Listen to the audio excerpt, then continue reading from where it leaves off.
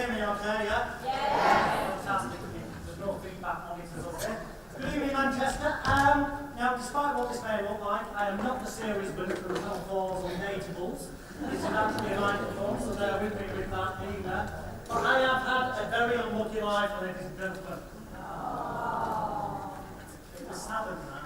Well, maybe not quite that sad, but seriously, it's been strange my life ever since the day I was born.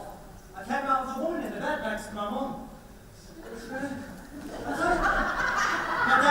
My dad, he looked down at me and went, Rover. Well, he'd always wanted a dog. He said to me, Rover, you'll go far. And I did. That night he locked me in the car van on the A15 to London Euston. I swear my parents didn't want me. Truly, I do. At the age of 5, at Christmas time, they gave me an empty box. They told me it was an Action Man coward.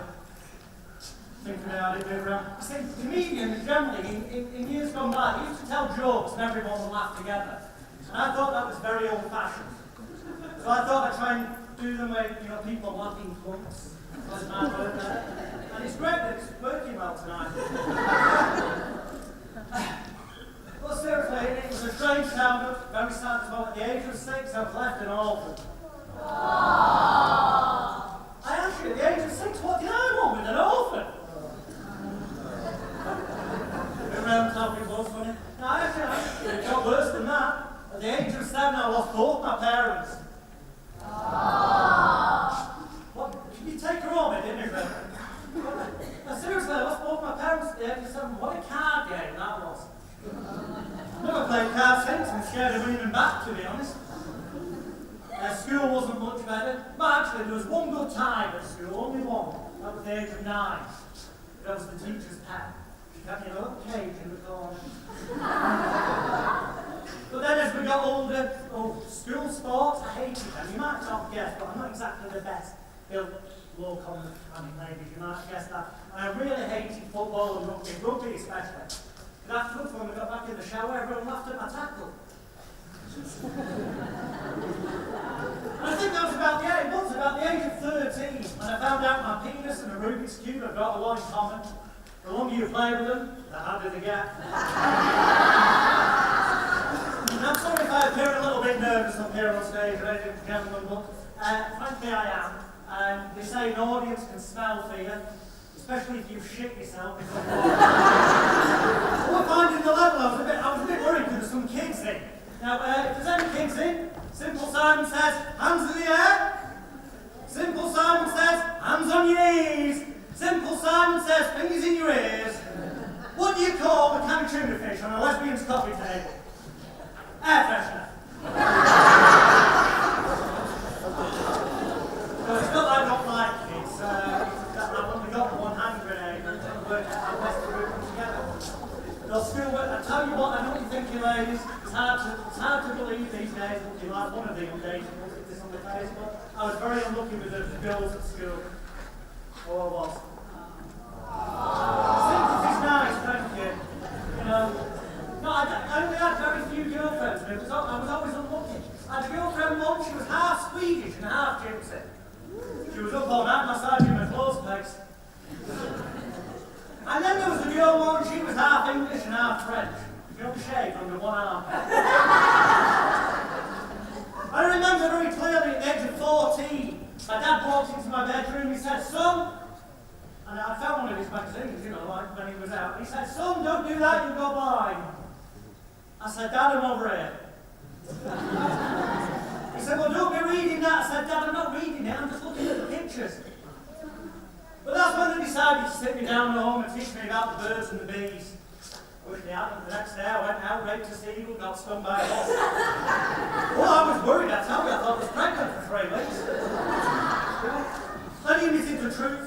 My parents admitted the truth. They told me that the baby's delivered by the store. I said, in that case, Mum and Daddy would come to the store. Ooh. Close your ears. Simple Simon says you never heard that. But you see, when I left school, things got even more bizarre. Fortunately, I did eventually lose my virginity, boys and girls. Ladies and gentlemen, oh, I did. I met a feminist prostitute. She insisted on paying half, which was good. She said to me one day, she said, do you want a blowjob? I said, well, only if it won't affect my dole money.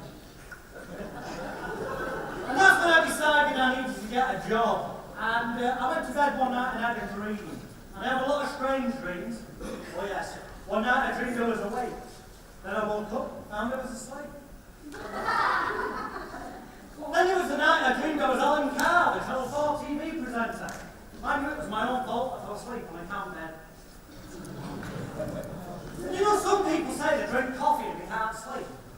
I'm the opposite. When I'm asleep, I just can't drink coffee. But I had a dream, and in this dream, I woke up in the morning, and when I woke up in the morning, I thought it was gone. I was wrong. It was Samantha. The curtains were drawn, but the furniture was real. And I walked up to the window, and I looked out the window, I looked to the left, and there was a heavy dew on the grass. He'd obviously got chucked out of the synagogue for swearing. And then I looked to the right, and there was a German shepherd shitting on the lawn. Fortunately, his animals were better behaved. And I turned to my girlfriend, and I said, can you call me a cow? She said, Jonathan, you're a cow. And in the end, the cow pulled up with a jerk, the jerk got out, and I got in. And I knew that my drive was going to be easy because she had a mattress strapped to her back. We were driving along and she was going, Then she stopped and she got sore throat. But she got lost in this dream and she stopped and she got out of the car past the directions. And there was a farmer there digging his field. He was going, you, get downfield! And eventually he told us how to get there. We were on the way to the Splits Hotel. It's a little bit like the Ritz, except the food's not quite so good. But we arrived there and went to the door, and the man on the door asked for my name. I guess he didn't like his own. And I went inside and I looked at my watch and I thought, yes, there's just time before I go in to see that magician, the great famous magician do his show, who I'd aspired to be like. So I went in the restaurant for something to eat and I sat down and I looked to the side of me and there was a lady there with frog's legs and chicken's breast. But she had a smashing personality, I would say. And I looked at her and she looked at me and she rolled her eyes at me. And I picked them up and rolled them back. Well, she had glass eyes. She didn't tell me intentionally, it just dropped out in conversation, you know. She also had an embarrassing mole on her. Very embarrassing. He kept jumping up and swinging on her bloody earring. But that's another story. Eventually I went in to see this magician and I walked into the little theatre area in the hotel and the magician was on stage performing with his assistant. Some people have just got no shame. I tell you. And he was doing a trick with 1, 2, 3, 4, 5 cards. But he threw away 1, 2 cards, gave him a flick, that did the trick. And he was still left with 1, 2, 3, 4, 5 cards. And the whole audience went, call blimey. But obviously you weren't that audience. kind of audience participation. I went to him after the show, but I wanted to know how he did this. And I said, you know that trick you did earlier on with 1, 2, 3, 4, 5 cards where you threw away 1, 2, gave him a flick that did the trick, you were still left with 1, 2, 3, 4, 5 cards, and the whole audience went, fantastic, get the only time as well. You've got another opportunity, yeah? I said, can you tell me how that's done? He said, no, I can't, I'm afraid. I'm a member of the secret five. It's so secret, I don't know who the other 4 members are. But he did tell me. He said 2 things. He said, number 1, if you can find out how the trick is done, go practice it somebody where nobody will see you. So when I eventually found out how to do it, I went to show 5. And he also said there's a magic shop just outside Manchester. So I went down to the magic shop and I knocked on the door. And the man answered the door in his pyjamas, which I thought was a silly place to keep the door. And I said to him, if you got that trick with 1, 2, 3, 4, 5 cards, where you threw away 1, 2 cards, and you flick it, does the trick, and you're still left with 3, 4, 5 cards, and the whole audience goes, he said no. And I looked at him and I thought, I knew there was something strange about this man. He had wooden legs but real feet. Apparently his shop set on fire once. Oh yes, the fire brigade saved the shop, but he was burnt to the floor. Tried to later on reassurance and said he didn't have a leg to stand on.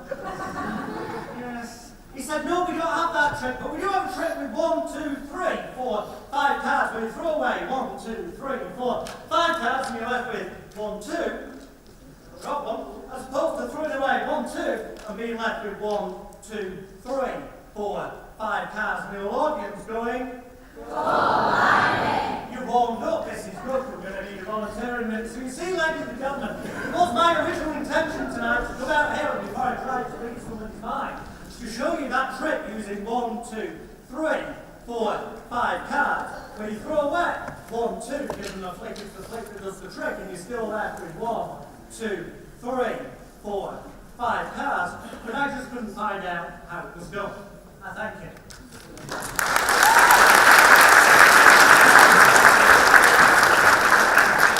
Let's move this just a little bit forward. We need a volunteer to read mine, obviously, otherwise I'll just be telling you what I was thinking. False things immensely. Everyone's now going, oh no, not me, not me. Right, sorry, it's no offense, we have to be over 18 for this health and safety. Can we get something different? Can we possibly scrap something from it? You know, every baby, you say that, you can run that door.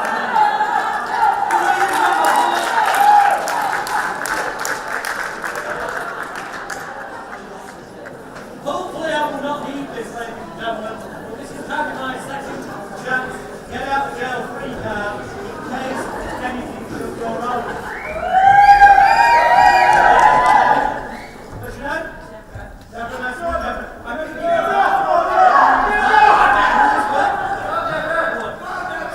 okay, Deborah.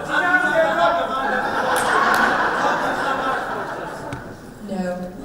What we have here are some words. These are things that people do. So we've got jog, run, read, cry, jump, walk, work, swim. I could go through them all. They're all physical things. Okay?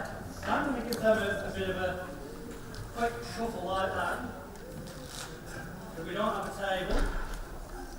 So that you can randomly choose one.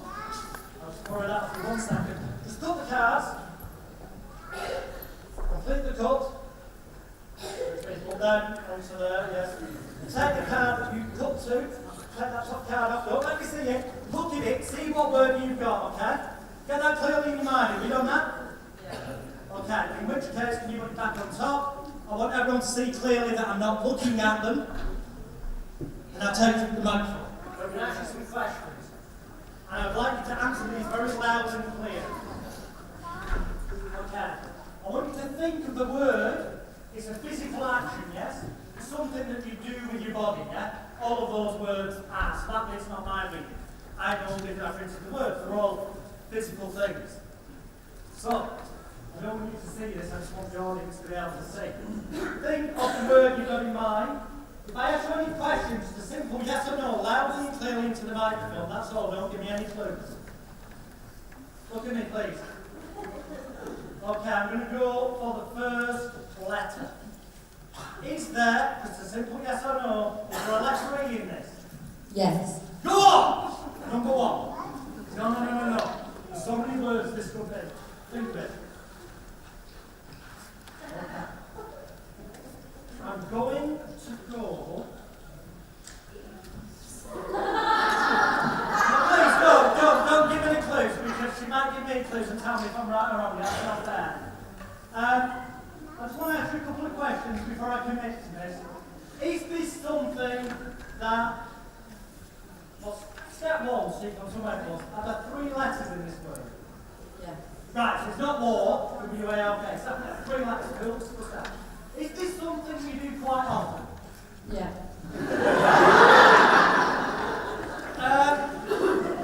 Every day? Yeah. What, more than once a day? Yeah. How many times over? About 3. When was the last time you did this thing without telling me what it is? Tea time. Would you use your nail for this at all? Yeah. And I'm not too sure about this. Alright, one more question. Is this something you do on your own or with friends? Both. Okay, one final question, my love. Is this something that we could do together after the show? Obviously, if I pay. I'll take that as a rejection, and I told you one day to look on a phone. Okay, get ready. Here we go. Loud and clear on count of 3. Please tell everyone, and I'm going to commit to this. Please tell everyone what word it was that you randomly chose and thought of out loud. What was it? Eat. Thank you very much, darling.